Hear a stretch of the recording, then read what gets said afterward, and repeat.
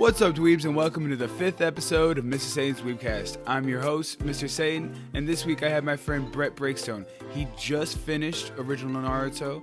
He didn't have anything spoiled for him. He never watched anime before. He has such a pure, untainted view, and I really got to capture going an in-depth review on what he thought of the series, character development, just different things he liked about it in general. Now, when watching this episode, keep in mind he is a new anime fan, so don't hate on him for any pronunciation mistakes. You can't be perfect. He just finished it, guys. He hasn't even probably read anything on Naruto because he doesn't want anything to be spoiled. His view is so untainted and pure. Let's keep it that way. I could say this is definitely my favorite one yet because I could just talk about Naruto forever. You could tell by the length of this episode.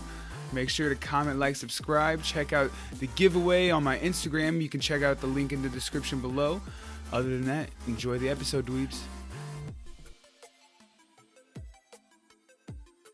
All right, what's up, dweebs? I'm here with my friend Brett Breakstone. You can follow him at Brett Breakstone on all different platforms. I've never really hung out with Brett, but we've been friends on social media for probably like 5 years now. I mean, I feel like it's been like 4 years, 5 years, something That's like that. That's a crazy long time for just be like. It's been so ridiculous because I feel like I was like 14, 15 when I added you on Facebook, bro. Yeah, that's the other thing. So you're 6 years younger than me. It's like crazy that we're even we're on so many of the same wavelengths, and from anime and music. It's it's crazy how it transcends. I guess it's not that big of a gap, but I grew up with my sister who's 4 years older than me, so I always grew up around people that are like 4 to 6 years older than me. So I just kind of always hung out around that stuff. So that's really where it comes from too. But yeah, it really transcends all of it. You can also already grow more facial hair than me, and probably always have been able to. I'm a little clean shaven right now. I usually have a bigger beard. Yeah, dude, mine grows all white trashy. It's like baby smooth right here, like Joe Dirt. Oh, yeah. Anyway, so you're new to anime, right? Or have you always watched anime and new to Naruto? So what got me into anime is one of my all-time favorite shows, and I only rewatched it when my roommate moved in with me. It was Avatar on Nickelodeon, obviously. Okay. So, and my buddy Chris, who's like one of my best friends, he kept telling me the whole time I'm watching Avatar, he's like, "Man, dude, if you like redemption arcs with Zuko and you like, the fights and the bending and all that stuff, he's like, dude, just try, just watch the first few episodes of Naruto." And I was like, "All right, I guess I will." And then, I watched the first few episodes over the course of 3 weeks to watch 4 episodes because I just couldn't get into it. And then after the 4th episode, something just clicked, and then I just binged on it. Right. There's something that just, do you know maybe what it was that clicked for you? What kicked me after the first episode was when the person attacked Iruka and Naruto turned back at him and was like, "If you hurt my sensei, I'll kill you." And I was like, all right, that right there is more than I need to see to realize I need to watch this show.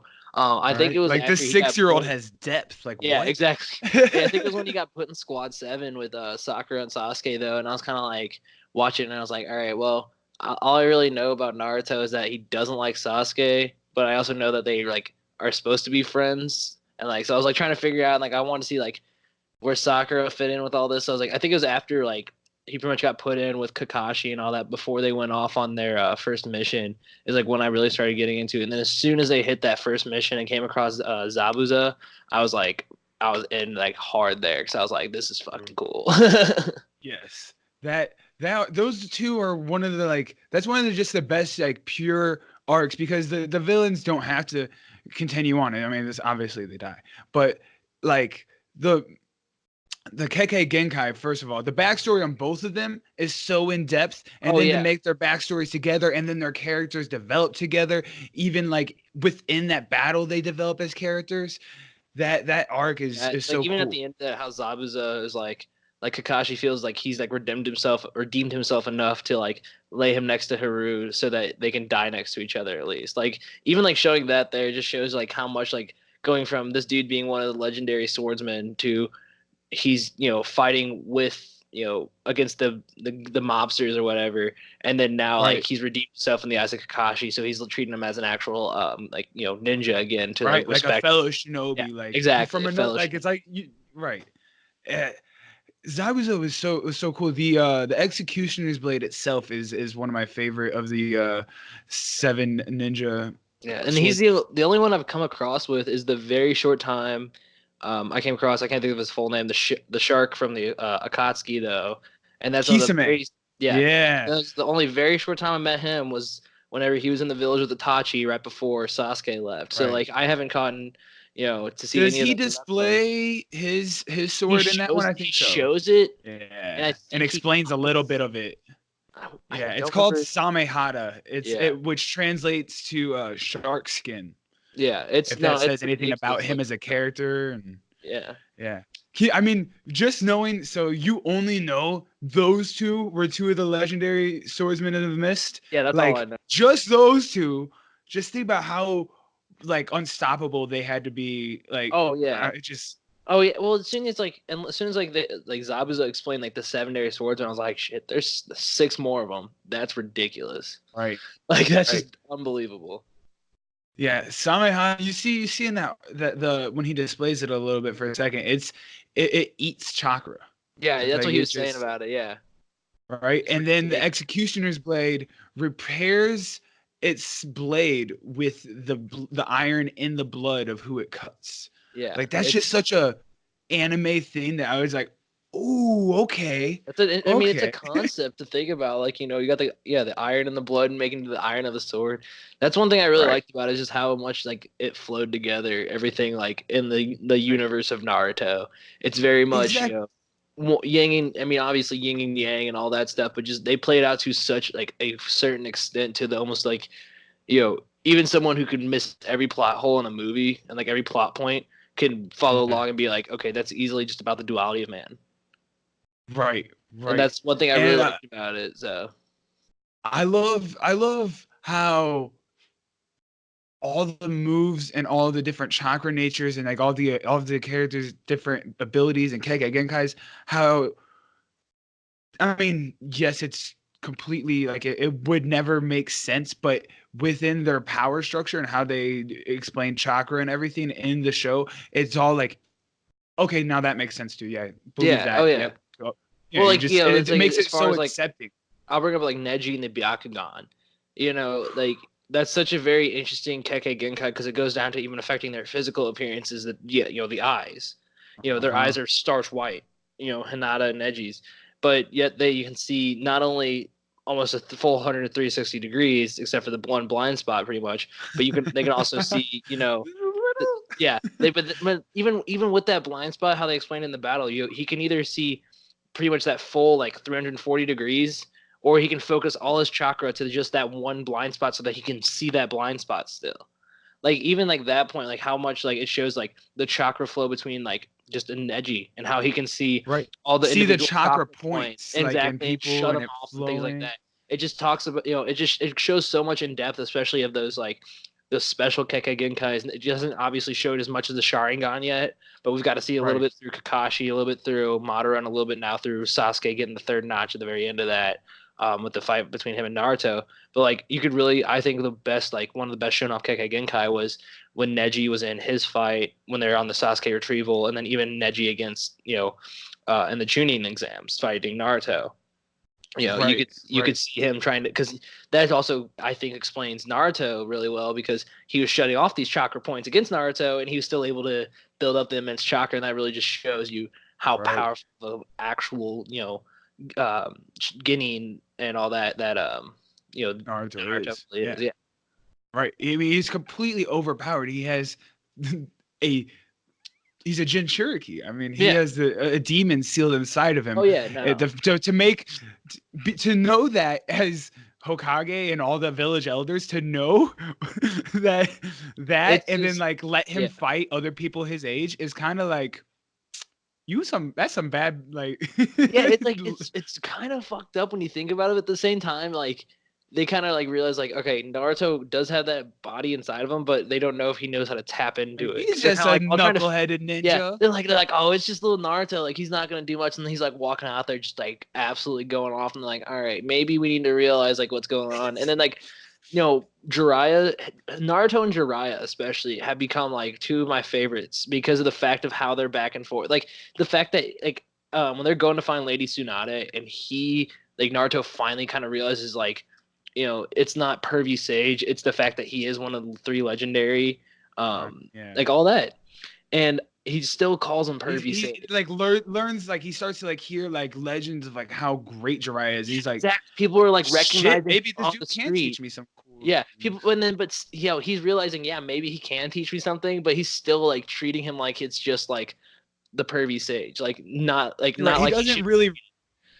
Exactly. He doesn't really realize that he can teach him cool shit till he starts to learn Rasengan. The Rasengan, and then like especially when he's in the hospital after the the final fight, and he pops in the window and he's like, "We have we this time to do this." He goes, "Why?" He's like, "Why do we have 3 years?" And he starts going off on him, and Jiraiya's like, "Yeah, shut the fuck up. We got to train." Like he's like, no, you don't get it yet, buddy. Yeah, listen. Like I've studied Orochimaru. He was part of my group. I know how much time we have. We gotta go now. I'm like, all right, and like that's what I'm really excited for, because like the biggest point that my friend got me to watch Naruto with was honestly probably part of the battles, just because of how much I like enjoy like very good animation, and that's pretty much that's one of the times you can see the animation really push to the edge, because of the sense of you're getting the battles. You have to animate all the movements and all that stuff. Speaking of that, real quick. Oh, go ahead. No, go ahead. You go first. So, what would your what fight did you enjoy the most, excluding the Naruto Sasuke fight at the end? Because obviously, I mean, at least for me, it takes the cake. The best small fight I really liked was like Naruto versus Sasuke Part 1, when Kakashi grabbed them both and threw them. And I really like that more than obviously Naruto versus Sasuke is really good, but at the end of that fight, Sasuke's like trying to run away, and he looks up at the water tank, and he realizes that because he thought that he had the more powerful attack because of how much water she was spewing out, and he just saw the tiny hole in front of Naruto, and then he looks at the back of Naruto's and realizes that the whole thing's just shot out the back, and he's like, shit. And so like I really liked that. My other one, probably my like actual favorite fight outside of that though, was probably I really liked Shikamaru. Anything with Shikamaru, he's probably one of my favorite non-main characters, just because of how he acts.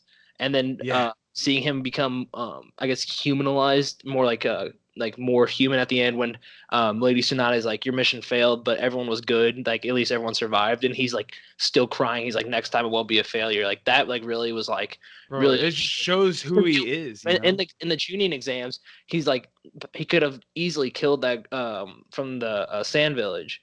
Could have easily killed her, and he just goes, I'm done with this. I drop out. And then yet he's still the only one to pass the Chunin exams. So like just like that right there really showed me like like I liked Shikamaru, but my favorite fight probably had to be Rock Lee and Gaara, just because I fucking love Rock Lee and Might Guy for some reason, because they just crack me up. They are hilarious. So when Might Guy was like telling him to do that stuff, like I've seen so many memes about it now, and it's just Gaara's reaction when he's taking off those weights and he just drops them on the floor, and everyone just kind of goes, and you just realize that Rock is like that much faster than he actually is, and he's already doing it just straight taijutsu.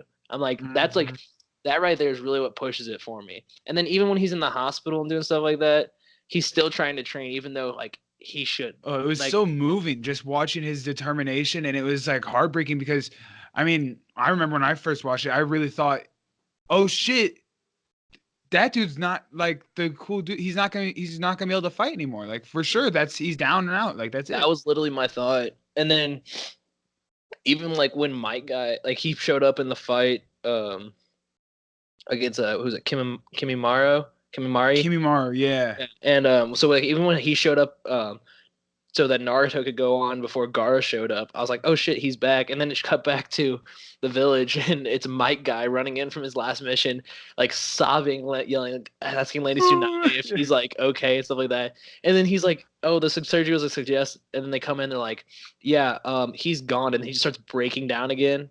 I'm like, that is just like that's what I love to see between them two, because like they have this weird, they're not father son obviously. It's sensei, student, but like it's more so than anyone else, and just the way they act and the way they dress, it's just perfect. I just love something about that. So favorite fight, something that offsets them from everyone else. Yeah. What was it you said at the end?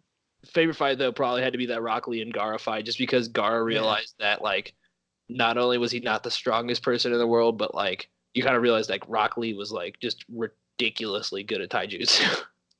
Right? Whenever Rock Lee was just whooping ass and getting past the sand and shit, and like Gara is just barely like catching it with the sand, and then he starts to break his skin and then actually draws blood and shit. Oh yeah. Oh, it was so cool. And then the final Lotus, and then when Sasuke then later uses the final Lotus, but Yeah. changed the name, right? Who do you use it against? Shit. Who did Sasuke fight in the Chunin exams? I'll Oh. put it up here. I'll put it up in the podcast. That's embarrassing that we don't. Regardless. So Shikamaru is your favorite so far, right? Is that who Probably you should say you could relate to the most? Or like whose backstory do you see or go, that So that that's who I I resonate mean, with?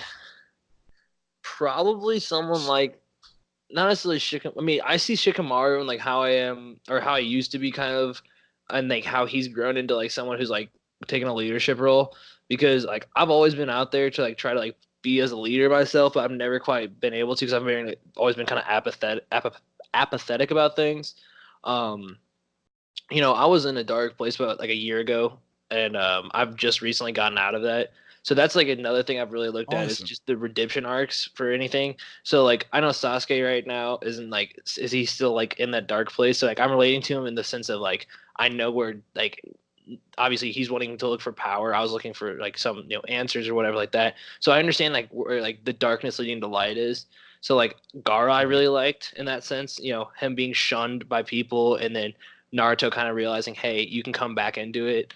Same thing with like Neji, is like I really relate to the sense of like, and actually probably if I had to think about it, Neji would be the most one because of like the whole trying to live up to something and realizing like the whole like the main clan of the Hyugas and all that.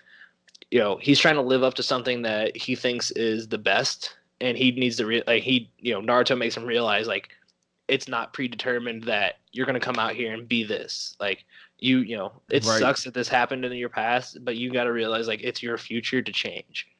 And that part really spoke to me. It was after Neji and Naruto's battle, um, or well, Neji Hinata's battle with Naruto stepping in and all that stuff.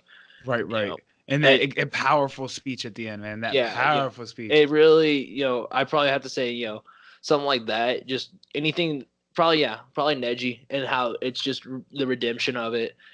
So Believing really that. watching these people overcome, like, each individual character overcome their like being upset about something is Yeah, just it resonates with people that have like gotten over shit recently. Like yeah, that's what drew me into anime. Like I lost all that weight, and like that's what like that, and then like watching like them be physical and shit was a driving aspect. But see, what got me to start like working out was One Punch actually, because that was the first anime I watched. I watched like the first three oh, episodes okay. of One Punch That Man. one breaks a lot of people into it because they're like, how can you make an anime on someone who defeats everyone in one punch? Like that's just the Exactly. concept seems like Well, bewildering that it to. was just I was fucking hilarious for me.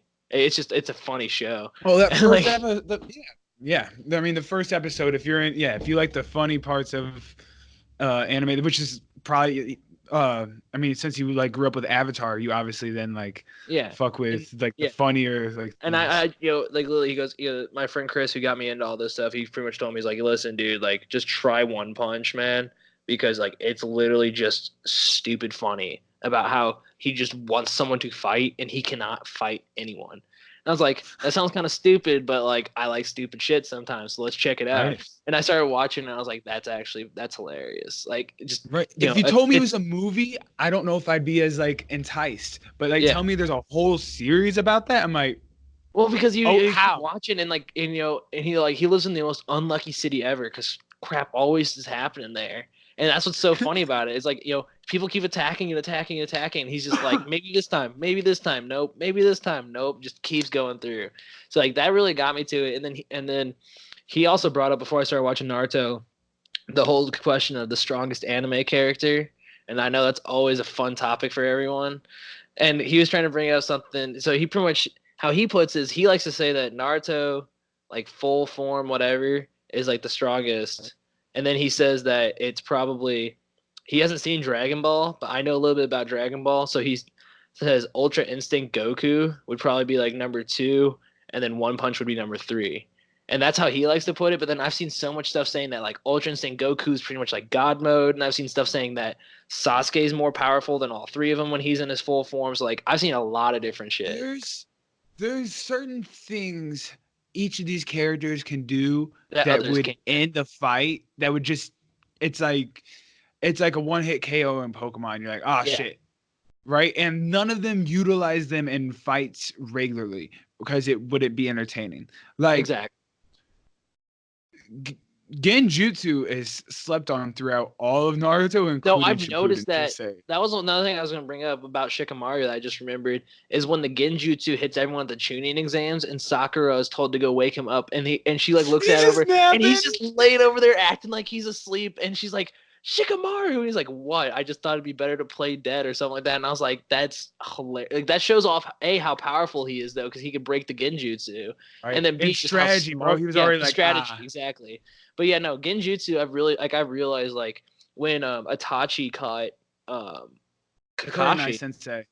Oh, and Kakashi too. Yeah. He caught Kakashi. Well, he deflected Kurenai's. Yeah, the girl with the red eyes. He deflected hers and then caught Kakashi in it when Kakashi tried to step in. You're right. Yeah, and then like it showed like Kakashi like literally only a second had passed, but yet he was being tortured up on that cross. Yeah, and I'm like, that's a Genjutsu. I'm like, that literally how my friend described it to me like. It was like he's like is how someone would describe a DMT trip in the sense of like it feels like 30,000 hours, but it's about 5 seconds. And I was like, yeah, I can see that, dude. And that's scary as hell to think about. Just that's a good way to put. If DMT trips were nightmares, exactly. Just like catching his eyes and then out of nowhere, like you feel 30 years of pain in 10 minutes, and you're just like, ugh.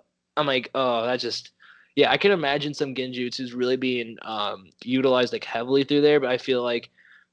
They're obviously not. It's not as entertaining to watch someone just get trapped and then they like just eventually have to wait for a friend to break them out or somehow mentally break out of it themselves.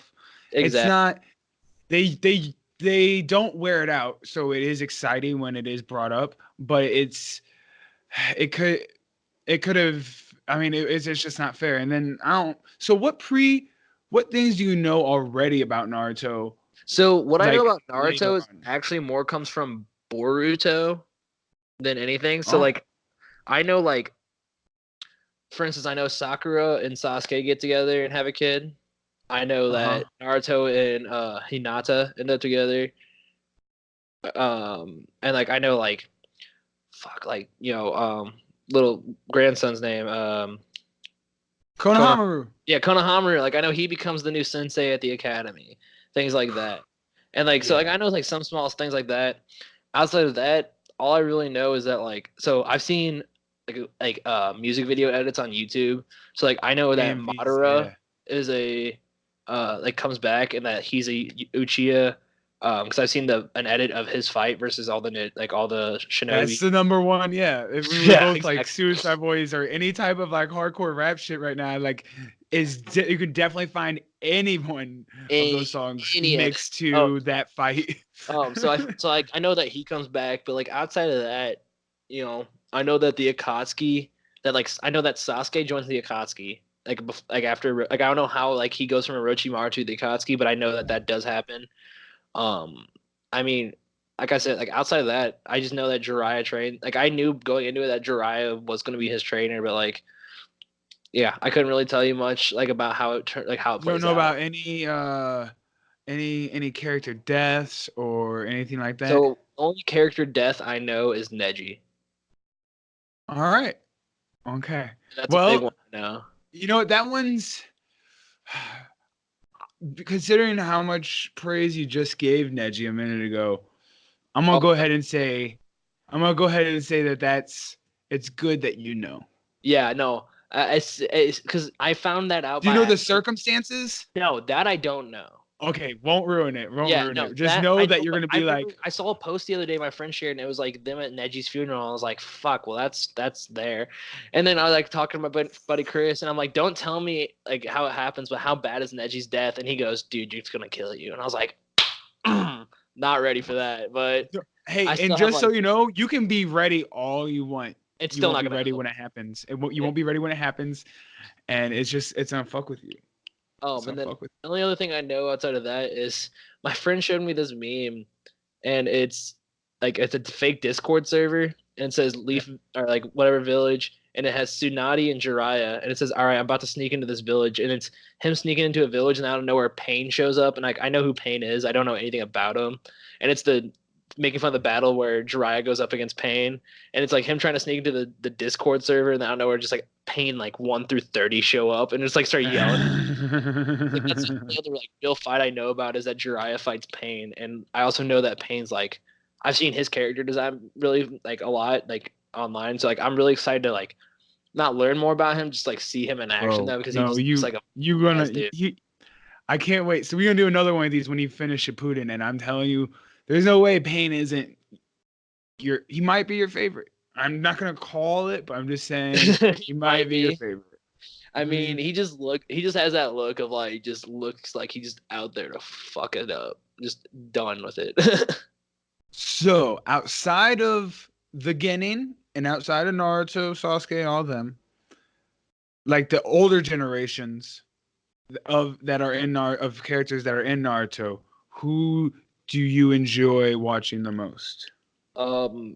I probably gotta go back. I really like Might Guy, like I said. Yeah, Might Guy. Probably Mike. Dude, Might Guy's. I'll say the repertoire between Might Guy and Kakashi more than anything. It's such a cool relationship, and then you get more of that in Shippuden. Just so you know. See, like I can't say that it's just them because like I like watching them two alone, but like them two together is just like when they're at the stadium after the Chunin exams and they're being attacked, and even then them squaring off against endless enemies. Yeah, together. And then even then Might Guy turns to him. He's like, "How many is that for you, Kakashi?" And he's like, 37. He's like, "Well, that one was 38 for me. Looks like I'm in the lead." I'm like, just like that right there is just so.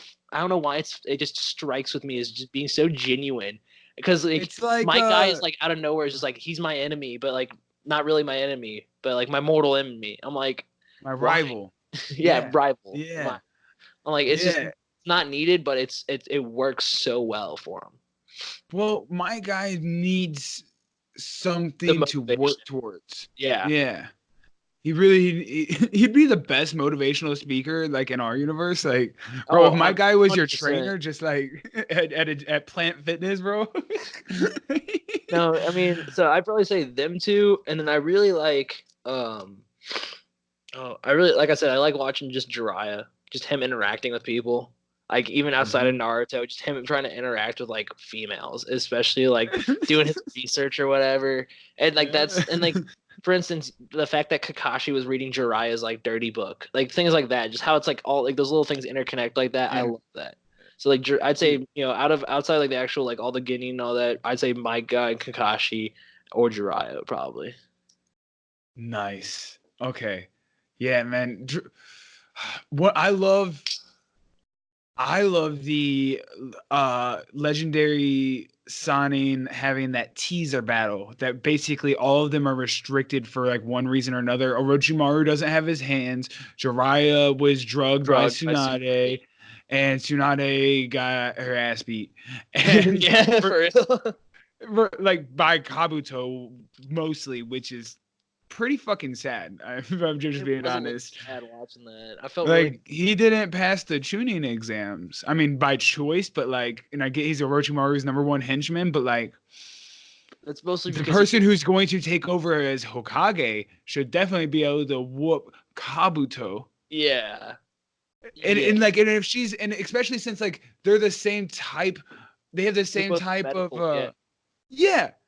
And like you should be able to use that and also that's one thing that kind of bothered me. What kind of medical like shinobi is afraid of blood? Yeah, does not make sense. Because like I know she gets over that at the after the end of that fight finally, and like that's a good stepping stone. But like why? I feel like it wasn't explained in the series much. Maybe it wasn't the manga. I did not read the manga, but I feel like you saw. Like her brother and her lover die, which by the way, I rip that necklace like all the time. And anyone who doesn't know Naruto, I never thought this when watching it. Anyone who doesn't know Naruto thinks that it looks like a fucking dick and balls, and it bothers the fuck out of me. People are like, "What kind of like fertility thing is that you wear around your neck?" Uh, I don't know how to respond to that one. Anyway, but so when I think so she like sees them die, right? And sees their blood and everything. She didn't have a problem with it then. And I think, and then she like goes off after that. Like she's not like in the village anymore and not practicing medical ninjutsu. Maybe she like got some PTSD from that shit. That's the only thing I can really think of with it. But yeah, And that's why she's a drunk and yeah. That was wild. With a gambling problem. Yeah, no, that was pretty interesting. But what I liked about the last couple of battles, especially after, or pretty much after Naruto learned the Rasengan, is that it just every battle was him getting better with it, and every time was him getting better with it. Like the final fight against Sasuke, where he's able to him and the Chidori completely cancel each other out. Yeah, and that says a lot because they haven't said anything about how powerful the Rasengan is, just that it's the fourth Hokage. It's like his jutsu, and all Kakashi talked about with the Chidori is just how powerful it was and how much you could just strike enemies down. So like to see like in the full effect that the Rasengan and the Chidori can actually just counteract each other, you get the full effect of like shit. This is just as strong as Sasuke's. Right. Oh, like that's actually you didn't believe. I know about Shippuden is that I know about the fourth Hokage being Naruto's father and all that. That was my next question. But okay. That I figured out on my own because there was one picture of the fourth Hokage in color in Naruto, and I paused it and looked at it, and I was like, okay, not gonna say anything yet. And then like later on that episode, Jiraiya was talking about how Naruto reminds him of the fourth Hokage, and I was like, okay, it has to be that because the fourth Hokage sealed the demon in there, so it was probably his fucking son. Like I was like, it has to be that way, and like I figured out like that. Like I asked my friend, he's like, yeah, that's obviously that. And I was like, okay, like I know that Jiraiya and Naruto's dad, the fourth Hokage, like have more of a relationship. I don't know like how. Like I know like isn't Jiraiya like his godfather or something like that technically. Like I know they're super close in that sense. I don't know the full story behind it. You're so pure and innocent now. I don't. Oh, I know it. Trust me. Because I had my best friend and I are legit Naruto and Sasuke. We really are. And he, like I was new into anime. I'd watched Dragon Ball. I watched Bleach, and he kept telling me I have to watch Naruto, and I was like, it doesn't look like it's my thing. And then he convinced me. Anyway, I got sidetracked. Where was that? What did you just leave off with that I was building up? Jiraiya being his godfather. About Jiraiya. Say it last part again. My friend like telling me like that's about it, but he didn't tell me like the extent of it. My friend not spoiling it. So my friend had to like refrain from spoiling, and I am constantly just like I'm the type of dude after every episode I'm blowing his shit up and like asking questions, but I don't want him to answer it. He's watching it he's like rewatching it with me, so he's at my house most of the time when we're watching it, and I'll be like watching an episode and like trying to be like, Chris, wait, is this what this is? And he's like, I'm not telling you. I'm like, I know that it's like because his biggest thing, he goes like, I'll ask something like it seems like a small question, and then he'll be like, that's a plot point, and then he'll just be like, and he always will tell me like. The thing about Naruto is like all these small things lead up into the main thing. So I can't give away one thing without having to explain like 10 other things that will just completely ruin it. And I was like, I just want to. I love the way things intertwine, man. That's one of my favorite things.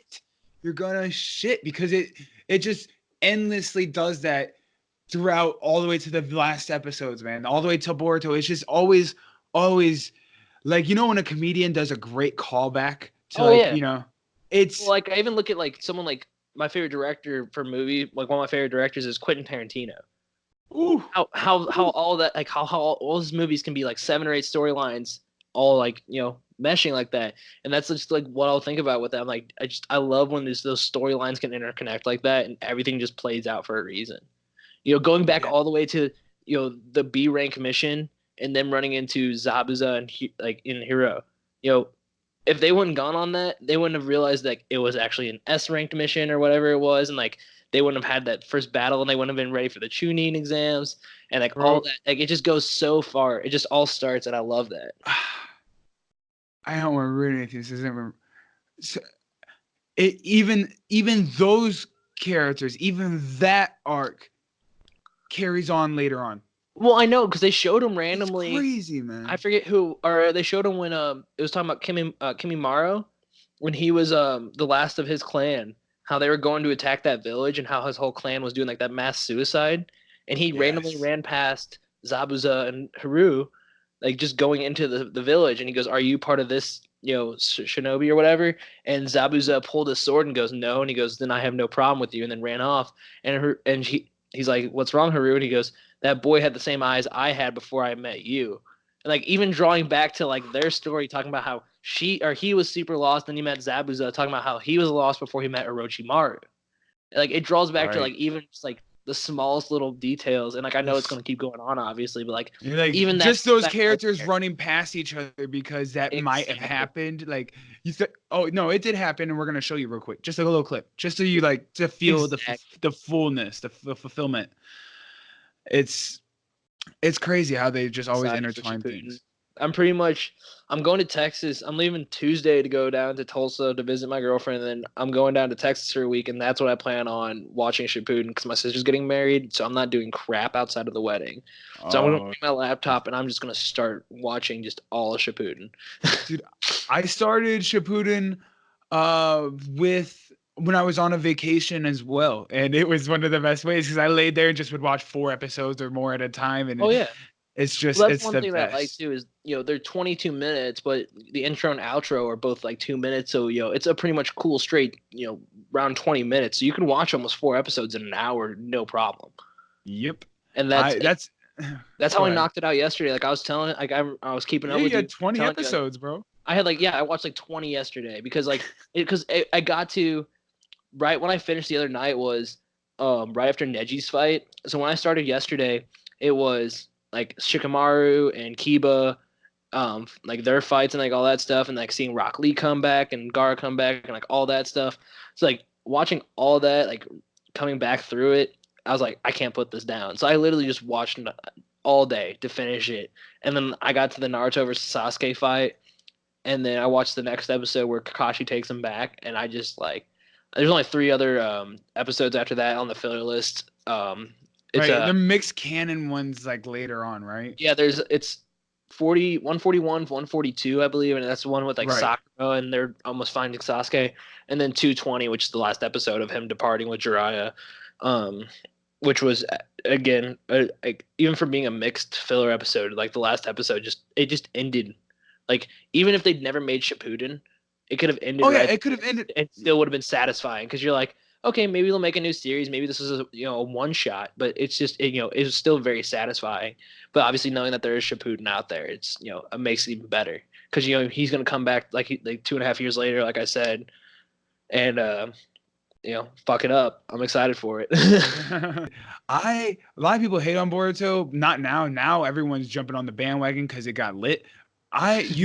You'll love it when you eventually get there. Don't be discouraged and think that you're not gonna love it, because if like me, like you said, you like the continuation of things, you like seeing it just like that's a huge live thing on. That's a huge thing. So I remember a couple. I don't even know how long ago. However many years ago, Dragon Ball, the last series, whatever was it? Evolution, was it the last one? Super. When Super started, that was one of the first. I remember because like I said, I had known. Like that was the only anime that I could probably tell you about was Dragon Ball back in the day, and I still haven't even watched all of them, but like I know that like GT's not canon, so like I know that I know like the correct order to watch it. So like I remember like when Super came out a couple of years ago, thinking about like how cool it was that they went back to a 90s anime to continue it on and finish it up still. Yes, they were like, nah, what if we just said none of that?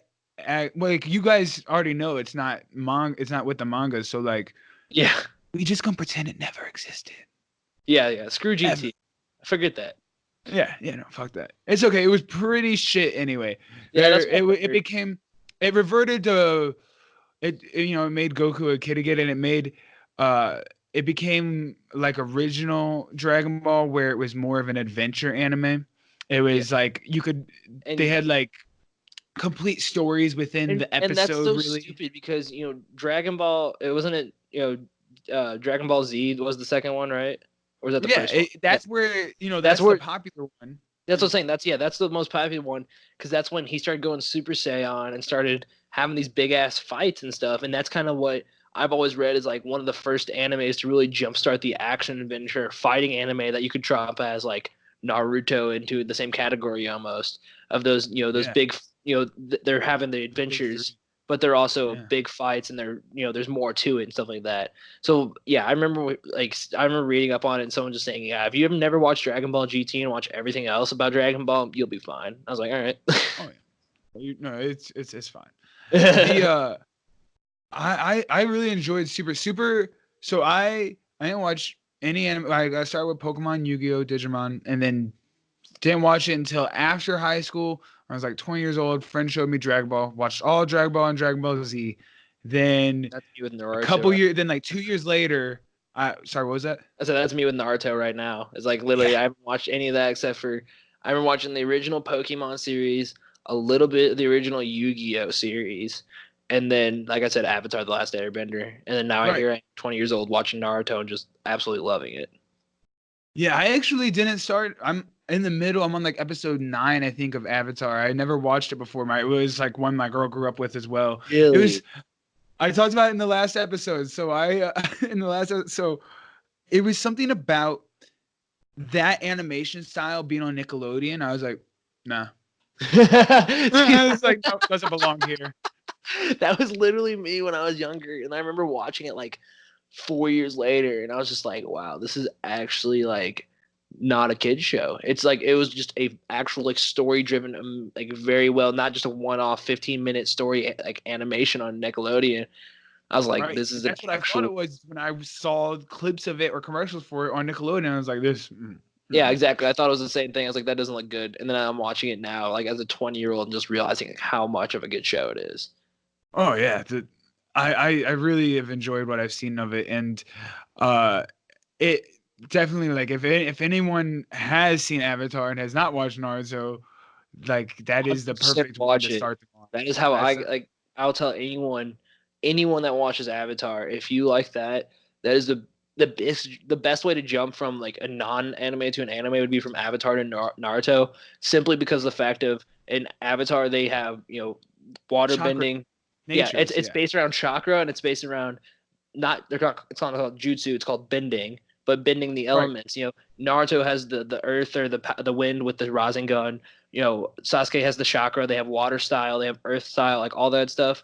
So like jumping from Naruto or from Avatar where it's based around the 4 elements to Naruto where it's based around chakra and like the 4 elements as well. Very easy transition, I found.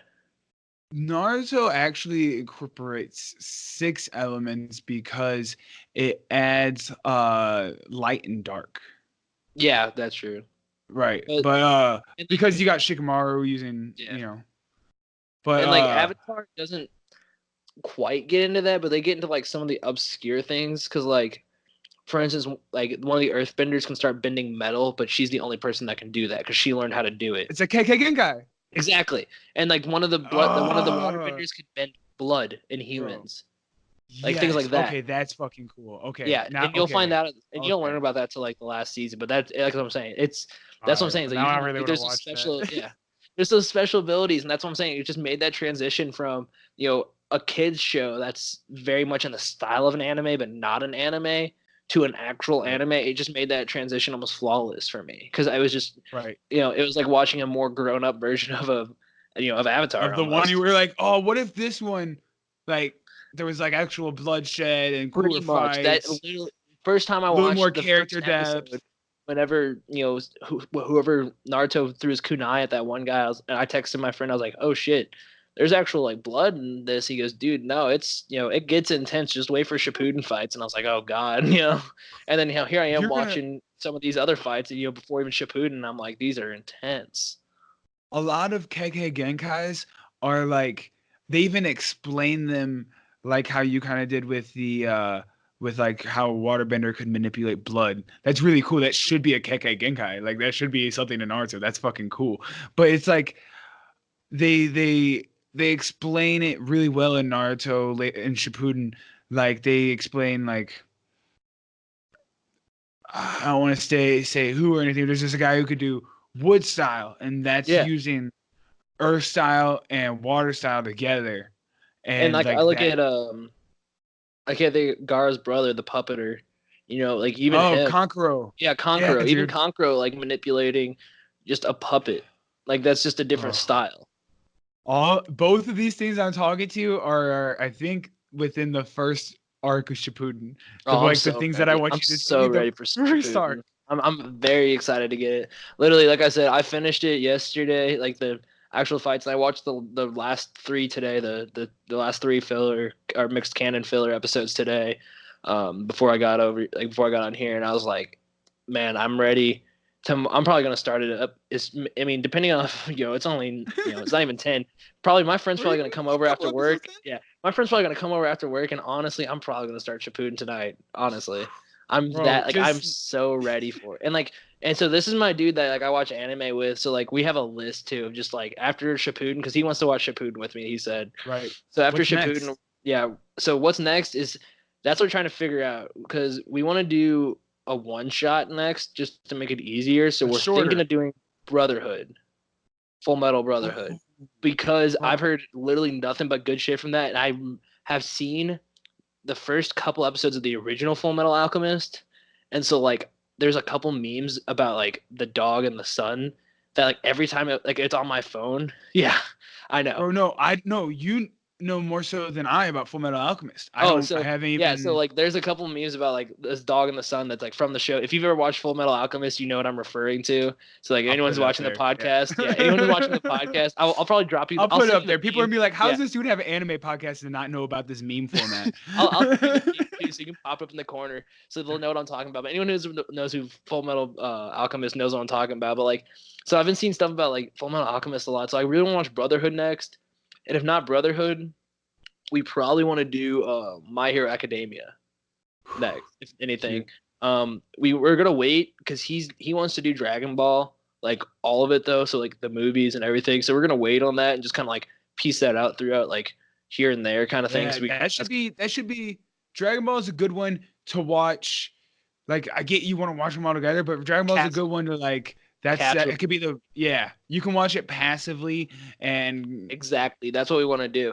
We want to watch it, a one shot maybe. That's like a Brotherhood. I know My Hero Academia is like 4 seasons now. I think JoJo's Bizarre Adventure is only 2 though. So I think we said we are gonna watch that one. JoJo's is actually 4, I think. I have watched the first 3 episodes of JoJo's, and there's a Great Dane in like the first 3 episodes. It's like, and bro, this dude like kicks this like Great Dane dog, and like it's like I'm like I need to watch this one. And I heard it gets so weird, and okay, promise me you won't ruin this for yourself.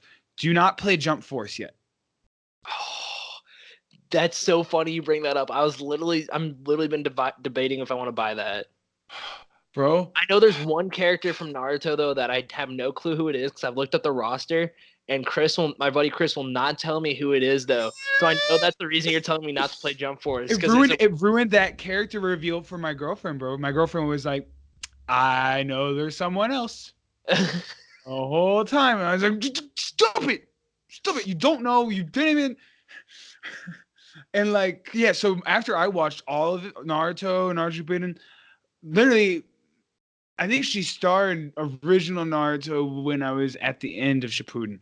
yeah. And I rewatched all of it like a second time immediately after finishing it with her. She just finished Shippuden last week. Oh shit. So yeah. So she's about to start Boruto. I'm actually going to do an episode with her on what she thought about it as an entire series. Anyone's fool like right after they finish it, man. Right after you finish it all, like that, like It's feeling of. resonating. Yeah, it's definitely It's resonating with all me. you're like you go to work or something the next day, and you're just like you're just thinking about it, and you don't even have like I don't have anyone to talk to about at work about anime, and all day like every That's time an literally anime what it really is though. Like resonates. I started when I was still working as a server at this restaurant I was at. I'd be walking back there and there's one kitchen manager And like as a joke, one of my second days there, I called him a weeaboo, just like jokingly. And then the next day he walked in and he had like a fucking I don't even know what anime it was, but he had an anime lanyard. I honestly think it was like a Sailor Moon lanyard. And so like I literally looked at him, I was like, dude Nick, has are you no actually shame. I was like, Nick, are you actually like a weeb, bro? And he's like, no, and like shoved his lanyard in his pocket. And like he was like a He good says friend of mine. no, Like I pushes up started, his glasses yeah, like at the exactly. end. No. Started making jokes about it though. But like that was the only person I would talk to about it. It's like I just go back there when I wasn't serving, like as he was cooking, and I'll just talk to him about Naruto for like the whole shift. And that's all I would do there. Oh my god, that's having someone to talk to about anime when you're at work is the best thing ever. He's deep in it. Like he knows like all the animes, like even beyond like Shonen Jump, like be like a bunch of like random animes. I'm like that. Like he knows all of it. Yeah, dude. I just now I've watched my first slice of life. I got really into this one called Food Wars. It's literally a show about cooking. Oh yeah. Like it's I just you never when you first start in the anime. I don't know about you, but like when I first started where I was when at your stage, I like was like I don't know, man. I'm gonna like a few, but I ain't gonna make it my thing. I don't know. I still was reluctant. I'm not necessarily like I'm not gonna make it my thing, but I'm full on. Dude, Like, hey, tell me that. Tell me that after just the first arc of Shippuden. Tell me it's not your. Tell me you're not like. No, I'm a week too. So I've always wanted a Great Pyrenees, right? Like I was talking about earlier before we recorded. But like the fact that I'm getting one now, and I'm dead set on getting a puppy and naming it Akamaru. I was so mad. I have a great day. I was so mad that I didn't know about. I hadn't watched anime at that point. I mean, because like I love naming things after things I like, right? So like I love yeah. Yeah, so I named him Opie. But I mean, I love Pakun too. And like all of there's just or just any character's name from Naruto. I got so into anime that like I was just talking to my girl about this last night. I was like, I know we both white, but can we name our kid like a Japanese name? Because they just sound so much cooler. Like I just repeat names in my head all day. White, babe, but let me do this. Like Konohamaru is such a cool name. Kimimaru is such a cool name. Well, like I like because Japanese, like literally, like I looked up. I don't remember what I looked up what breed Akamaru was because like that looks like it would be based off of Great Pyrenees. See, actually, Great Pyrenees. Yeah, it's based off of Great Pyrenees. Yeah. Dude, have you seen anyone else from his clan yet? Except for from Akamaru. Not gonna say no. Dude, I don't want to say that. Or Kiba. I've seen Kiba's mom and sister, but like barely. Oh, you did? Barely. Just for a second. Yeah, like I saw they had their dogs with them. Yeah, Kiba's sister was taking care of Akamaru after the battle, and then his mom was shown in a flashback with the wolf with the eye patch, which looked badass. That thing was ridiculous looking. But you know what? I'm gonna ruin something for you. I'm gonna ruin the lack of something for you. Motherfucker never gets screen time, just so we're clear. That never, bro. Like I think one other time later when the village being attacked or some shit, they like back to back with his mom and shit. That's not ruining anything. I don't care what anyone says. That didn't ruin shit. You don't even get to. I don't even remember seeing them do like a fucking move. Like I'm like for sure they can do the Fang over Fang thing. And bro, Kiba's move whenever he does Man Beast transformation and like transforms not only into there's two Kibas, not that, but whenever they do the two-headed dog one. Yes. That is ridiculous. I'm like, I mean, that was one of the coolest. I thought Choji's was the Sasuke retrieval arc is one of my favorites of original Naruto. Yeah. And I thought Choji's was so disappointing. Choji gets some redemption later, but in that arc, I was like, why his strength is pills? Couldn't any of you use these pills? See, I see it like that, but I also see like so when he took those pills, like for like each pill gave him the different strength and stuff like that. But you got to think he was defending him off before the food pills, too, a little bit. Like he was still like even before the food pills and stuff like that. Like, if you look at those fights, the only person I consider winning one of those fights was Neji. Right. And Neji still was in critical condition with life-threatening injuries. Or except and Choji too. Choji won his fight technically because he killed. He eliminated that. You heard him. He had some like inner monologue or something while he was laying there. So you're like, at least he's alive. They really did a good job of making you think, are all these children dead? Yeah, no. And so like that wasn't. But one thing I really like noticed about Choji though is like, obviously he's not the strongest or the best, but it showed actually how much brute force he had without those food pills, and the fact that he had to eat food pills to. He was in this, he was stage 2 curse mark. Who he was fighting, all of them ended up going to the second stage of the curse mark. So right. The fact that he did have to use a trump card makes sense in the fact of like, anyone could have taken those food pills and gotten stronger, but Choji with. But if the child had squared off all the way without any type of extra help, then it would have made like, why was that guy even considered like a bad like? Yeah, I've heard that too. Like, it already like. So Orochimaru, legendary badass bad guy, right? Yeah. Why are his top henchmen able to be defeated by children? It makes sense that the children all each had like a trump card. That's how it had to happen. But it's still like, but if they were your best dudes, like. Well, I think of it in the way of like, like I think the first fight he let his guard down and Choji happened to take advantage of it. Neji, he outplayed him in the sense of he let him attack him, focused all his chakra to his blind spot, moved the arrow, could get the counterattack, and then literally thought that he had him killed. And then as he got up, he realized like, oh, Neji, like he shut down his organs and he died right before Neji passed out. So then that shows that. So like that explains it too there. Shikamaru got saved by what's her face? Yeah, Tamari.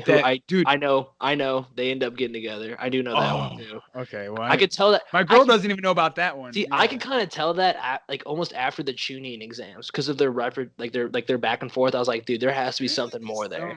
Because the way he's like, I'm not gonna fight a girl, and then he's like, all right, I guess I'll fight you. And then especially when she came back and saved him, I was like, okay, no, it has to be. So like like summoning in that arc. Bro, also, doesn't ruin anything besides the lack of anything. That summoning never comes back. Never once. That dope weasel on a fucking scythe flying through the forest, that was the only mention of it even. But like, even like Shikamaru, before she showed up, he's the master strategist. So the fact that like he couldn't hear the flute, like the change in the music and the flute, but like they show that Shikamaru's that smart to be able to realize that the finger motions were what was changing it. So that's how he could read it. And that's how he got the upper hand there.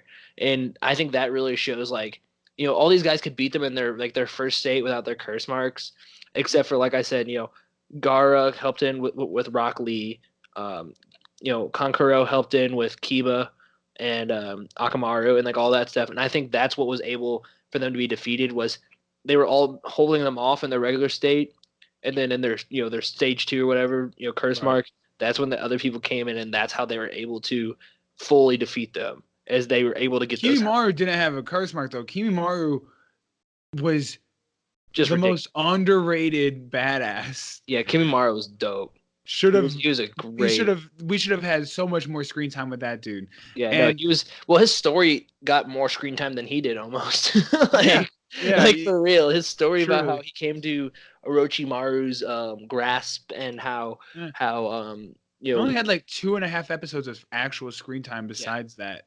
And and like for him to be shown because he was supposed to be the vessel for Orochimaru, like how they were saying that. Right. They wouldn't show how powerful he is. They should have, fucking shown how powerful he is and be like, okay, this is why Orochimaru wanted him. They did, but the only reason that he was able to be defeated was he had to go against another Jinchuriki, man. Like he couldn't.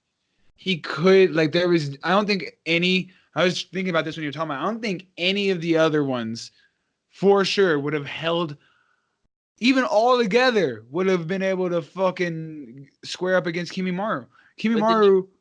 Go ahead. But I also think about, Rock Lee with the drunken fist was able to stand up to Kimimaru by himself. Okay, but that was his full-on Rock Lee with his trump card. That was like full. Yeah, that is everything he's got. Right, yeah. Which, by the way, one of my favorite fucking moments. He thought it was medicine, and Mike Guys talked completely about unexpected, he tried a sip of sake once and just went wild, and he just and then just cuts to him chugging the whole bottle, and I'm like, this dude's about to turn up, and then just shows up, and then he walks over to him, and he's like looking down at him. He's like, haha, you thought I was asleep, and I burst out laughing. That was too good. It is Rock. Someone who really loves the interaction between Guy and Rock Lee that's probably one of the best, because you're seeing like Mike Guy back at the village just like, oh God, you don't know what. Oh fuck!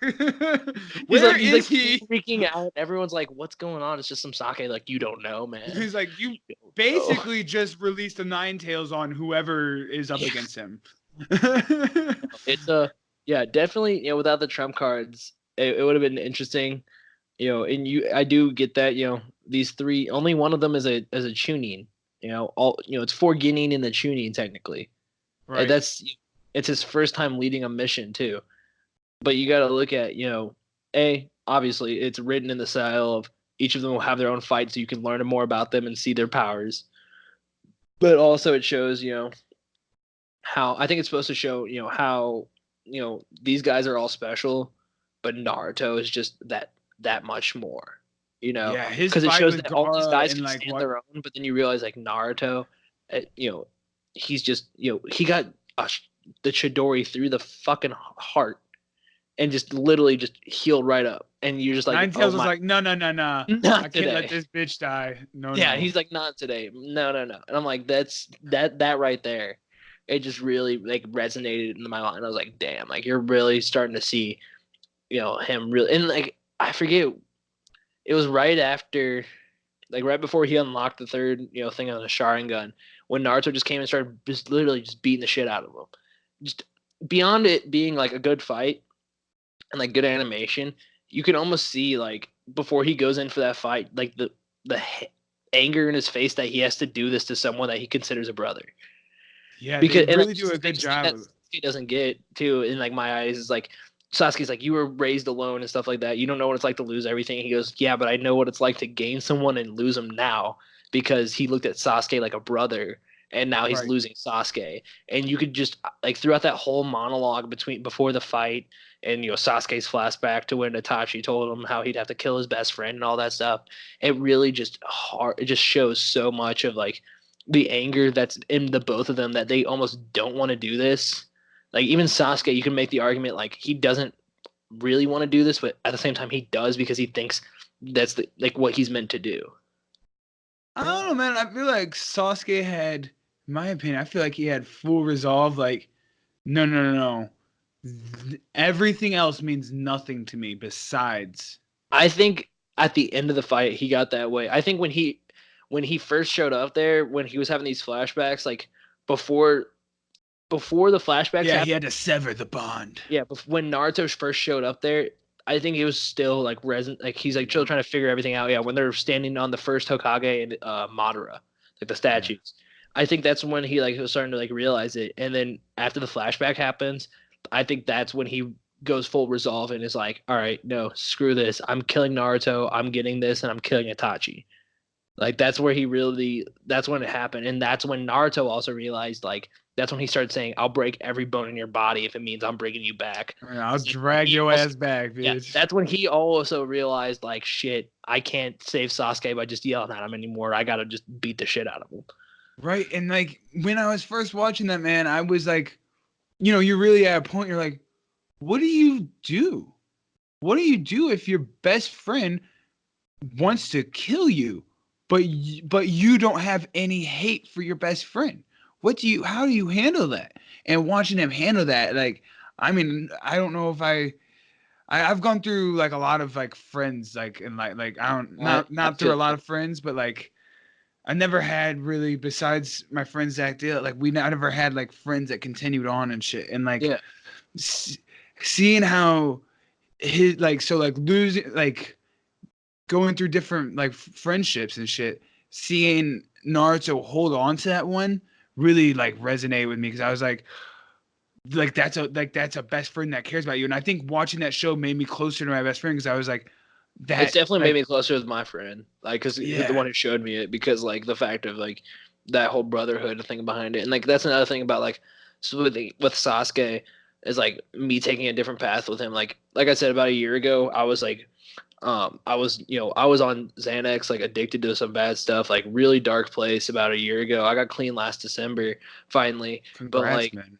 thank you very. It's it was a long road, but the thing I really noticed like with Sasuke is like almost not necessarily the PTSD with it, but like that kind of like realizing like, things are different now. Your life's completely changed. And that really like hit with me, but instead of him, letting him take it to a dark place and just wanting to, seek the vengeance out, like obviously like I made my own mistakes, but I could still, if I wanted to, I could make a list and be like, I need to get back to get back at these people. And I think that was a big thing for him, was the fact that he let it all everything that happened draw into the hatred for it, instead of letting it grow him as a person. He could have taken that and, obviously, it's meant for the story, but, you look at someone, he could take that and just be like, listen, I'm not going to let myself go down that path. I'm not going to let myself get involved in the darkness. I'm going to use my Sharingan and become the best, Genin, whatever this village is seen, for the fact that I can prove that the Uchiha clan is not dead. Instead of, I want this power so that I can go out, kill Itachi, but then what? That's my thing with Sasuke is, but then what? He wants to kill Itachi, but then what? He's the most powerful. What are you going to do? So Sasuke, so you're definitely the Sasuke in the Naruto Sasuke comparison between you and your friend. Oh, probably, yeah. Yeah, you can't speak for him, but I can't speak for him about much, later. but I would say so in terms of the things I've been through, and my outlook on the world, how it used to be. More so, like, I'm a very optimistic. As of right now, me and him are both Naruto. I used to be a lot more like a Sasuke in the sense of like the darkness and like letting stuff consume me like that. I'm very optimistic, outgoing, like happy, like trying to be peppy kind of person. So I'd say I'm more like Naruto now, but I definitely used to be a lot like the Sasuke in the sense of like just letting that thing consume you, but then never realizing that there's more of an end goal. Because like that's the whole thing through this, like through Naruto, I've always realized is like like Sasuke like says there's someone who still deserves to die at the very beginning of the show, and Naruto finally realizes that's Itachi. Like, as soon as he kills Itachi, that's fine. He unlocks the Sharingan, and that's fine. He still wants to kill Itachi, but he doesn't, like, after Itachi, he doesn't know what. He never says anything about that. Orochimaru wants to, destroy the villages and be the supreme leader or whatever he wants to do, be the most powerful, learn all the jutsus. Like that's his end goal. Sasuke just wants to kill Itachi. He doesn't like. There's nothing that he's really touched on beyond that. So that's one thing. It just kind of like shows that definitely is one of the main points of Shippuden, is finding out what Sasuke is changing his end goal to be. Yeah, over and over. Like, that's a big thing. Is like I've just noticed throughout all of Naruto. It's like that's what's consuming Sasuke so much, is that he's just working towards his ultimate end goal without realizing that that's a very, very harsh and short-term end goal. That's not something he doesn't have any work at his whole life for, because he doesn't want to wait his whole life to kill Itachi. He wants to get revenge as soon as possible. That's why he's going to Orochimaru to get powerful. Like, that's something that no, really, I need to like finish this because I can't even think about what's after. Exactly. He's so consumed in the idea of thought of revenge, just because obviously Itachi's fucked up. Like that was one of the most fucked up things in the world, is whenever, in my opinion, Sasuke asked, "Why'd you do this?" and he literally just goes, "To test my power." I'm like, that is just so beyond. Like that's so great. Yeah. How do you think about Itachi? Give me real quick on how you feel about Itachi. I think so. How I think it is in like the Naruto world is like there are just certain people, like how in the real world they're just born fucking psychotic, and I think what it was as part of him being born that way, but also the pressure put on him by not just his parents, but all the Uchiha clan. Graduating from the academy at 7, Chunin by 8, Anbu Black Ops by 10 or 12, whatever they said, and the leader, or just Anbu by 10, leader by 12. That's fucking ridiculous. That's just obviously powerful. And you already heard about him being like accused for his best friend killing Shisui. Shisui. Yeah. Exactly. Yeah. So like obviously I figured out that didn't figure out. My theory obviously is he killed his friend to unlock the Sharingan, like he told Sasuke to The kill. Mangekyo Yeah, Sharingan, yeah. yeah. I'm trying not to pronounce everything, so I'll just butcher. No, you're good. You're good. No, I like I said, dude, I love the Japanese. Like there's certain words I just like saying. Yeah, I know, I get that. But Mangekyo. my big thing about that is like, so with Itachi, I think it's just like, you know, even like he talked about how he talked to Sasuke about how, when the Leaf Village was first founded, the Uchihas were like the police, and like he's talking about like how like it goes back to even the fact of like everything's just being put on this pressure by him because even when they're seeing Sasuke around the village or around the clan's homes, they're like, "Oh, how's your brother doing? I heard he's freaking insane and the best ninja in the world." Like, hearing that constantly has got to put a strain on you, and it showed kind of in that flashback of like how his mood changed about it, and how it just kind of like he just started going darker and darker with it. So I think it has to do with the fact of like people are born that way. People are born just power hungry, crazy things like that. But I also think it has to do with the fact of he had this immense pressure on him because he was just such a talented shinobi that it just drove him to like he's like, if I'm really that powerful, let me see how powerful I am. And just that finally kind of like snapped him, I guess. And he snapped, killed his whole fucking clan. Bro, when he got that's just yeah, it's crazy. I love hearing other people, someone's perspective on it so fresh. It's really insightful, and it really shows how great the show is, and and taking you where it wants to take you. Definitely. It's one of those shows that you can interpret a lot, but in the end everyone kind of gets the same idea around it. It's just how you take that idea. Exactly. That's with a lot of, with almost, I guess, all anime. Like that's why I make this podcast, because like I like finding out why certain characters, and you did just such a wonderful job explaining with the Sasuke and everything. Like I wish more guests would do that. Like I love finding out, but why do you fuck with that person though? But why? Yeah, and and like, and I try to do that with every show I watch. Like my all-time favorite show probably is Breaking Bad. And like I resonate. I watched that the first time it ran through. Yeah, I watched that the first time it ran through, and then I just rewatched it before the new movie came out. I wish I would have rewatched it, man. I wish I would have at least watched a recap right before I watched that new movie, because I was like, "Fuck, where were we?" Yeah, exactly. No, I finished watching it like a week before that movie came out for that reason. But like rewatching that show like now, and like I was watching that at the same time as Naruto, I really picked out like the feeling of like Sasuke and Jesse. Jesse in the sense of like I've been down the road of drug addiction, having an ex addicted to heroin, having things like that happen to me, having people OD in front of me, like that crazy stuff, and then just being so obsessed with like finding revenge and finding something that's going to make you there, and then just once he gets all the money and since he throws it out the window, he doesn't care about it anymore. So like I really resonate with that, and then now watching like Naruto and Sasuke go at it, I just see that in Naruto or in Sasuke in the sense of like it's gonna build up, but once he gets there, then what's next? What's gonna be the next step for him? Because for Jesse, it was he fell into drugs, got back out, fell back in, fell out, got revenge, got money, thought he had a better life, realized that wasn't it. Like it's about not, you can't always know your ultimate goal is what I guess is the best way to say it, but you gotta find it. You can't just assume that that's one thing is it, because that's what it's going for with Sasuke. Is he just assumes he kills Itachi, it's done. Jesse figured once he gets his money, he's like he'll be happy. Right, I'm out. Yeah, that's it. Exactly. You just got like you just can't know that. You can't just assume that I can find my goal right now and I'm gonna do it, and once I do it, I'm set for life. That's right. Both like that's where their mindset's coming from, and that's what really just like especially between the two shows like really drew me into those two characters was like the fact that I used to be in such that mindset and just used to be in like such a head nose to the grindstone. If I do this, I will be okay and happy with my life, and then just not being able to like get around to that because you have to realize that's not how it works.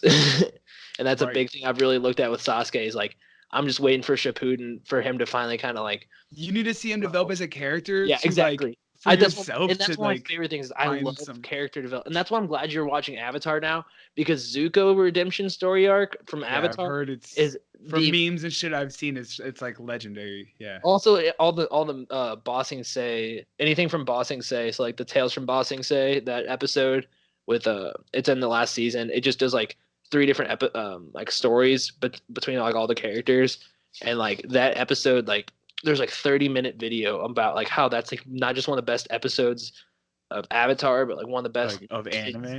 TV shows. Like it's just Oh such a wow. good, yeah, and like it draws me into that sense. Like I was saying, how it like flows so well. Right. You get these parallels through a literal kid show meant to look like an anime and an actual anime that ran for what 17, 18 years almost probably. Yeah, yeah. Same year I was Naruto. Yeah, finished what like 2017. it started. Yeah, it started in 99. like 2008 or nine or whatever. Or no, I'm sorry. It ended in 2000 and like original Naruto. Or you know what? I'm not gonna say it because people are just gonna get mad. I'll put it up the actual fucking facts. Fair enough. Yeah. It was on for a while though. Is the point? It was one of the actual. It wasn't just a one shot. That's just gotta be cringy to like the real veterans that watch Naruto week by week with the filler. Like it was this many years, and I know because I watched week by fucking week, bro. Yeah. I'm probably gonna get told. I'm gonna get told off by Naruto Uzumaki 420 in the comments. Don't worry. Bro, there's so many. Like with my I have an Instagram account for the podcast, right? And I followed like a bunch of anime related accounts. There are so many endless like accounts for specific characters of Naruto. It's ridiculous. And they're just like, and the name will just be like Naruto, but like with like like the 3 X's, like a scene. I was on Twitter the other day, and someone literally just said it was literally just sound Tuyuya, sound underscore Tuyuya, and then their picture was Tuyuya, the sound ninja. I was like, right. That's such a random fucking character. The sound for get big praise. So do you know about the game Naruto Ninja Storm? Do you know about these games? Yeah. All right. Those games are the remastered like collection thing, the bundle, it's like $100. Like you should really consider like that should be like Christmas goals. I'm just saying, like it is remastered and all made to look brand new, and it goes through every episode of Naruto and Naruto Shippuden. Every episode, and like being able to play as those characters in such a the way it's that you play is really cool. And like they have DLCs and you get all of it if you buy the big bundle. You get all of it, and you get like the sound 4, you get Zabuza and the chick, and you get every little side character you ever fucking saw. Yeah, that's what to play as them. And like just there's literally like I think on the last game I think there's like 70 something fucking characters you get to choose from. Jesus, yeah, no, I want, yeah, that's what I want to get an Naruto game, but I definitely want to first, so I don't fuck up anything. I fucked my shit up because I was like at the end of Shippuden and Shinobi Striker came out, the Naruto to Boruto game, and it includes not details on Boruto, but like it does give you like to where it just. Well, for me, just seeing like the Choji growing up or Shino growing up, just seeing that's spoiler to me. That's spoiler. Fuck. It is, yeah. Fuck, Yeah, like the only person I've seen grown up outside of is Naruto and Sasuke. Really, I haven't seen. My girl's pretty pure on that part too. We're about to start Boruto, and I just seeing everyone after a time skip like that. Well, because there's like a 10-year time skip. I don't even. That's what I'm saying. Like I know what Naruto looks like from in Shippuden and Boruto, and same with Sasuke. But like, the only other character I've seen that was a great seeing everyone in Shippuden too. Everyone's style changes. The only person I've even seen from Shippuden is fucking Akamaru, because my friend showed me, because I was talking about. Yeah, because I was talking about. I was talking about something. He's like, dude, no, look how big Akamaru gets, and he showed me like a size reference, and I was like, okay, yeah, he gets fucking huge. And like that's outside of that though, I haven't seen anything from Shippuden. So like I'm ready like when this starts up to see like how everyone's looking and like what's going on with it. Dude, a little bum for you because, man, seeing Akimaru for the first time, that reveal was like, that was a hype moment. I don't know how big he is in reference to everyone else. I just know kind of like what he looks like more than anything. Oh, okay. He didn't show me like how big he is or like what he looks like now, but he did tell me there's a really like what's funny about it is like Kiba doesn't notice how big he is because he's with him every day. So everyone's talking about how big he is, and then Kiba's just like, "What, dude? It's Akamaru." He's just like kind of chilling with him. Bro, that's how my Great Dane feels because he lives with these wiener dogs, bro. Exactly. Like, That's what you say. Yeah. That's hilarious. Man. So, all right, before we wrap this up, what are your any kind of speculation of what might happen? Be as wrong as you want, just blissfully. Where do you think the series can go, and what do you think can happen from what you know? So, from what I think, anything can obviously happen. I know about Sasuke joining the Akatsuki. How I think that comes around is I think that when he gets to with Orochimaru, he kind of realizes like Orochimaru does want to use him as just a pawn in his kind of scheme of things, and that's going to drive him to away from Orochimaru into the Akatsuki. I don't know where what's going on beyond that. I just think that's my biggest thing about it, because I just think I feel like Orochimaru doesn't stay a villain. He stays a villain, but doesn't stay the main one in the sense of they can kind of like suppress some of the stuff because once they get Sasuke away, he doesn't have the Sharingan and he's not going to have those abilities that he wanted anymore. So it's going to be different for him. But obviously, like I know he's still going to be there. I have no clue who the final person, like boss, whatever you want to call it, is. All I know is that it's like a fucking mind bender.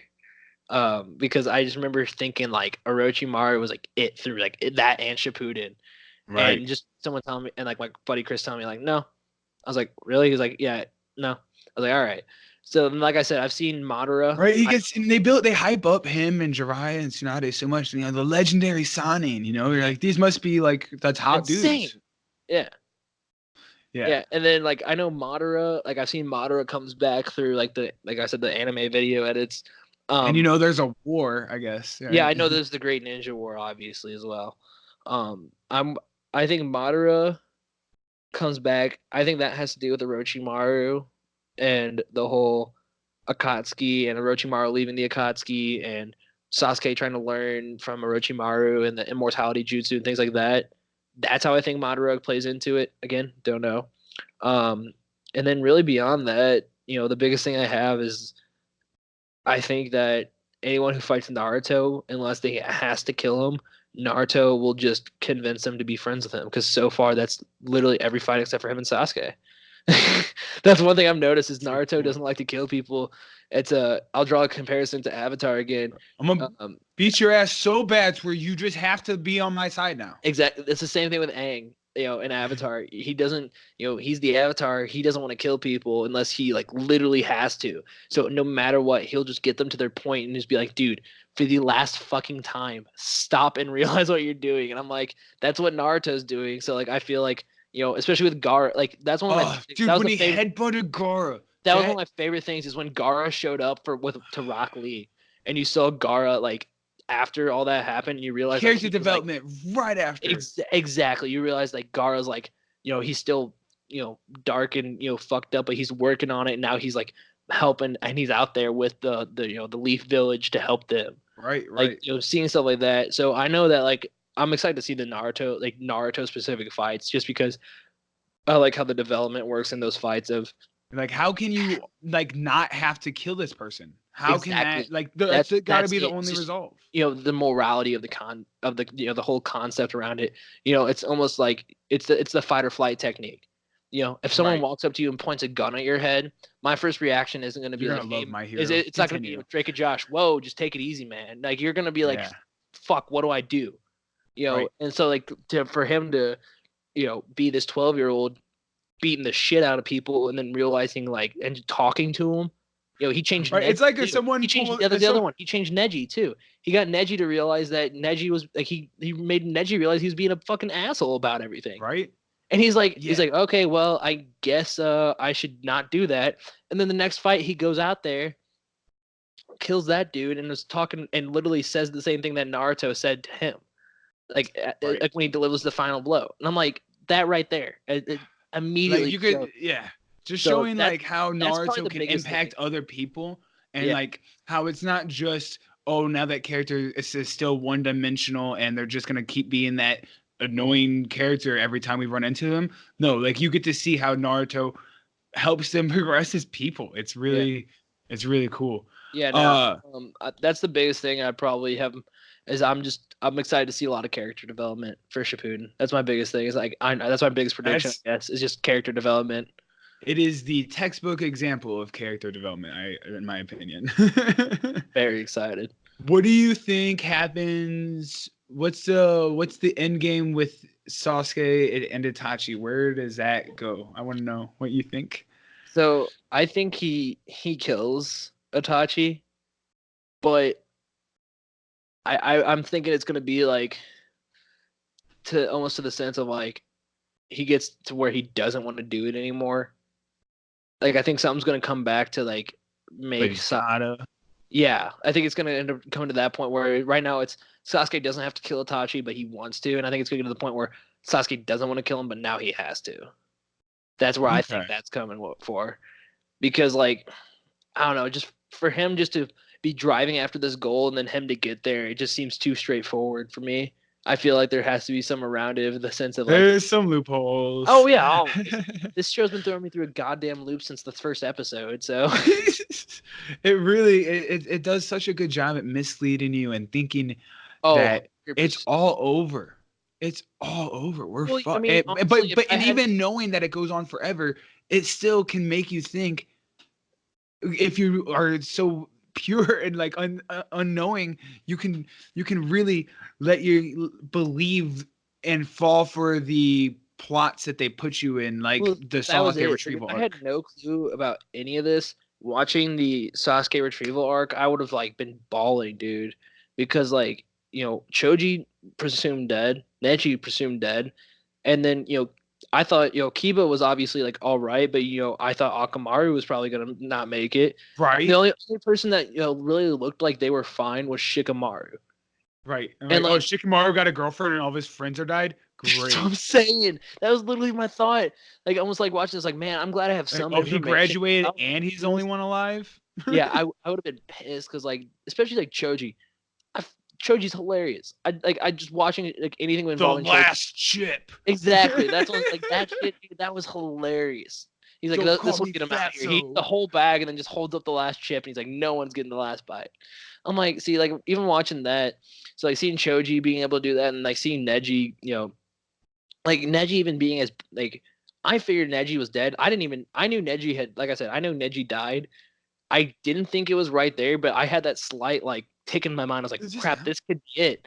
Yeah, because of no one warned me. You should have given me some kind of warning, but also not warn me at all. Fuck. Exactly. Well, beyond that too is like, because like he let that the arrow go through like multiple times. And I was like, I just thought he was straight up sacrificing himself. I just thought he was gonna like just do this to kill the guy. Slowing it down. Well, and like beyond that, like that's what a shinobi would do. They if killing themselves meant taking out the enemy, they would have to do that. That's the way they would make their mind work. So they watching that's literally what I was thinking this whole time. I was like, dude, they're just they're 12. They're 12 and 13-year-old 14-year-old kids. That's ridiculous. I'm pretty sure you don't know, but I'm not gonna ruin it for you. I can't wait. You get in the first arc, you also get some backstory on Kakashi's father, and that's a cool. See, that's one of the things. That's what my friend buddy was telling me about. He's like, literally, like that. You hit Kakashi's backstory, because that's one thing I've always wanted to know about is Kakashi, because I know how what his name means. One fucking eye of the Sharingan, but he's able to do all this shit. Big scar over it. What's that about, bro? That's what I'm saying. And he looks. And first off, his character design is so fucking cool. How he's always standing there with his hips cocked a little bit, and he just has exact. Oh, he just looks so. And that's one thing That's one thing I love about him and Mike Guy. Mike Guy always tries to look super, poised and strongest and like standing like that. And Kakashi's just kind of like laid back and like that's one of the things that Mike Guy's always. How are you so cool? Like that's one of my favorite. Yeah, exactly. How are you so cool and suave? And he's like, I don't know. I know you skip most filler, but did you watch? There's one filler that I remember watching. It was one of the best fillers of original Naruto. They spent Naruto, Sasuke, and Sakura spend the entire episode trying to pull Kakashi's mask off. I saw clips of that. I didn't watch the whole Bro, one. that one's great. And so apparent this isn't a spoiler. This isn't a spoiler for sure. So you never get to see Kakashi's face. Never, ever, ever, ever, ever, ever. But in that episode, I was just listening to a bunch of like things about Naruto, so I had some ideas of things that I wanted to ask. But originally, there wasn't gonna be a face form or anything, and there's a manga, there's a side, there's a few like light novels that were released that are canon for Naruto, but were never animated. And one of them is like there's this whole big long one, a light novel about Kakashi, and you get to see his full face in it, and it like everyone's imagining what his face looks like, and you see like little cloud, like thought bubbles, and Pakun actually does imagine what it reveals to be his face. It's so funny because you're like, of course that's what his face looks like. I mean, you're like, it wasn't that big. Like you see the shape. Yeah, exactly. I feel like I could make this out, but I still need to see it. Right. And okay, wait, one other question. There's so many things I want to talk about this. So I'm down to do was your another favorite episode summoning? on Shippuden too, so. Oh yeah. What was your favorite summoning so far, real quick? Favorite of the summonings? Because that was one of my favorite aspects of Naruto. It's a tie between the Toads, so Naruto and Jiraiya. The Toad, Chief Toad, whatever his name is. Yeah, dude, he's the coolest. Because first off, he was badass with his giant sword and his pipe, and I just thought that was cool as hell. But then, like, when Naruto accidentally summons his little son, and he's fighting the one-tailed demon, Gaara, and he just like, he's like, I don't want to help this little brat out. Let's go home. And he's like, but that guy was making fun of me. And he's like, oh fuck, really? Let's go then. And just starts going after the demon. And I was like, that's. And then Chief Toad said no. Yeah, exactly. That I liked, and I really liked Kakashi's summoning because I used to have a pug. So when he summoned a pug, that was also a shinobi that was like helping Sakura and all them. I was like, hounds. I love that. But then at the very end when he's searching for Naruto and Sasuke, he summoned all the hounds, and I was like, of all the things of like for Kakashi to be able to summon hounds is the most appropriate thing, I think. And that's what I really liked about it, just how much that fit with Kakashi's character. And the fact that he's the only one that has a pack of exactly dogs, like summoning a pack of stray dogs. One big thing or one item. Yeah. Orochimaru has the legendary Sannin battle. You got all three giant fuckers, the third Hokage had one of the coolest summonings too. He had the ape dude that turned into a exactly. So it's things like that, and for him to have a whole pack of hounds, first off, insanely cool. Second off, it's Kakashi, so it fits perfectly for me. So that my two favorite summonings, obviously the Toad, just because of how like badass and funny he was, but then Kakashi, specifically the pug, because like I said, I used to have a pug, and I know that pugs are pugs were literally bred for pleasure in China. Like that's literally the only reason a pug used to be bred was for the emperor's dog. They're just meant to be little lap like pugs. So like to see like him summoning a pug, and then it's like this super badass dude with a great sense of smell that's like leaning these kids. That just got like a Danny DeVito like low little voice. Like. Exactly. Like I said, I grew up having a pug for like, I was like 13 when he died, and he was there before I was born. So like I grew up having a pug. That's the dog you grew up with. Yeah. Yeah. So to see a pug in like that role, it's just like seeing a pug in it. But to see one in like the anime like that, I just loved that so much. That's so cool. That's got to be a great like just another connection you can draw. That's just it makes it so great for specifically me. Like two things before we. So one thing, I have a big Dragon Ball tattoo. I have a couple of Dragon Ball tattoos. I got like a kunai on me, but my next, I only want anime tattoos now. From now, like literally, that's all I can think about is like this one. But my next one has to be. I want Chief Toad with Jiraiya, and I want like the backdrop to be the smoke coming out of Chief Toad's pipe. That'd be literally Jiraiya like, bro. See what I want. See, I like getting so like all my tattoos are kind of like one-off ones. Like I want to build onto right. it. Like I got my thumbs too. Like I want to build onto sleeves eventually, but like I don't want like a full like designed like connected sleeve. Like I'll have like small pieces and stuff like that. So like one thing, all I got is little pieces, and eventually I'm gonna fill it in like a traditional sleeve with the stars and dots. Exactly, that's what I'm gonna eventually do. So like one thing I do want, like I want my neck tattooed eventually. So like one thing I've noticed that I want is like I just want the original curse mark that Sasuke has, like right here on the back of my neck. Yes. Just because like that's a back of the neck tattoo, and I have obviously long ass hair like you, so you get how it is. So like your hair can cover that up, and then I know you throw that up, and you'll see the nice little curse mark right there. Mm-hmm. Yeah. See, I'm also want like a Naruto specific tattoo, like for like him specifically. There's so many that you're gonna think of. I found so many already. Like I just don't know what. Careful looking, because I had a few things spoiled for me that way, because I started following Naruto tattoo hashtag on Instagram, and I had a few things spoiled. No, I have actually, thankfully, shout out to my buddy Bradley, who lives out in Australia.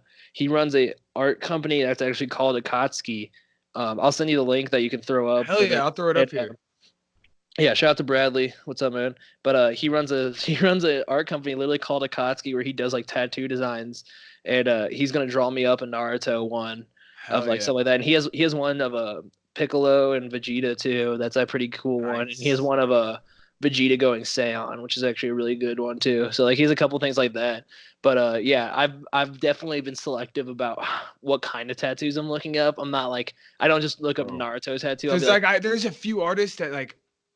There's a few people I follow, like this dude named Captain Crush Tattoo, and like there's a few people that like do only anime specific tattoos. Like anime specific tattoos are a thing now, so much so that this artist that I follow went to an anime tattoo expo. Like there's specifically tattoo expos for only anime tattoo artists. Yeah, like that's ridiculous. Yeah, but yeah, I can't even tell you the other things I want tattooed from Naruto. We'll have to. That's for the next episode. The last thing we kept talking about Kakashi, I wanted to mention.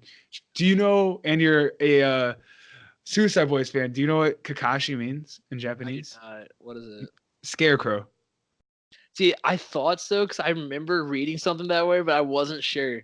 That's what I thought, though. I love that. And speaking of Suicide Boys, too, my girlfriend who lives in Tulsa, I met at the Suicide Boys concert. I convinced her she doesn't have. Most pure love story ever. Oh, sorry. We'll get into that next time. Don't worry, because that's an insane story.